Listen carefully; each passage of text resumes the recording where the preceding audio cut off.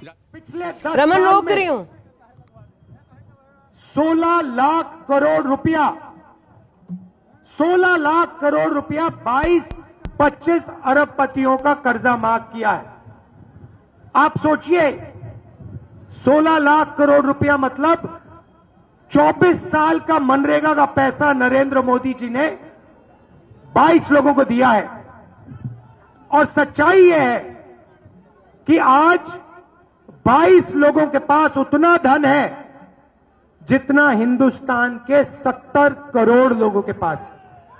इतना अन्याय हिंदुस्तान में कभी पहले नहीं हुआ। एक व्यक्ति को एयरपोर्ट, पोर्ट, इंफ्रास्ट्रक्चर, डिफेंस की इंडस्ट्री सारी की सारी पकड़ा दी। किसानों से छीना, मजदूरों से छीना, गरीबों से छीना, युवाओं को रोजगार नहीं दिया। और आप देखो, मैंने मीडिया के मित्र कहा था, मगर भाइयों और बहनों, ये मीडिया वाले हमारे आपके मित्र नहीं है, ये अदानी के मित्र हैं। और आप इस बात को बहुत अच्छी तरह समझते हो। ये मीडिया के स्ट्रिंगर्स हैं, ये भी समझते हैं इनको सैलरी लेनी है, बच्चे पालने हैं तो ये करते हैं, इनकी गलती नहीं है। मगर लगाम इनकी अदानी जी के, अंबानी जी के हाथ में है। जो वो कहते हैं ये करते हैं। आप देखिए रायबरेली में, अमेठी में कितना काम हुआ है। District hospital, Lalganj rail coach factory, NTPC Unchahar thermal power station, AIIMS जिसको बीजेपी ने रोका, स्पाइस पार्क जिसको बीजेपी ने रोका, Sharda canal, Ganga bridge, Rajiv Gandhi institute petroleum technology, Rashtriya Udan academy, NIFT, FDDI, ये सब हमने किया।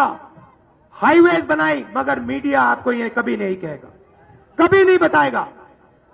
भाइयों और बहनों, कभी किसी किसान को आपने मीडिया में देखा है? कभी देखा? कभी किसी बेरोजगार युवा को इंटरव्यू देते हुए देखा आपने? कभी मजदूर की बात करी इन्होंने? अंबानी की शादी देखी? 10 करोड़ की घड़ी, लाखों रुपए का ड्रेस देखा? तो ये भाइयों और बहनों हमारे नहीं है, ये अदानी के, अंबानी के, मोदी के। मोदी जी का चेहरा 24 घंटा ये दिखाएंगे, मगर किसानों की, मजदूरों की बात ये कभी नहीं करने वाले हैं। भाइयों और बहनों, हमने मन बनाया कि अगर नरेंद्र मोदी 22 लोगों के लिए काम कर सकते हैं और 22 अरबपति बना सकते हैं, तो कांग्रेस पार्टी करोड़ों लाखपति बना सकती है। प्रत्याशी के तौर पर पहली बार रायबरेली में है राहुल गांधी और अब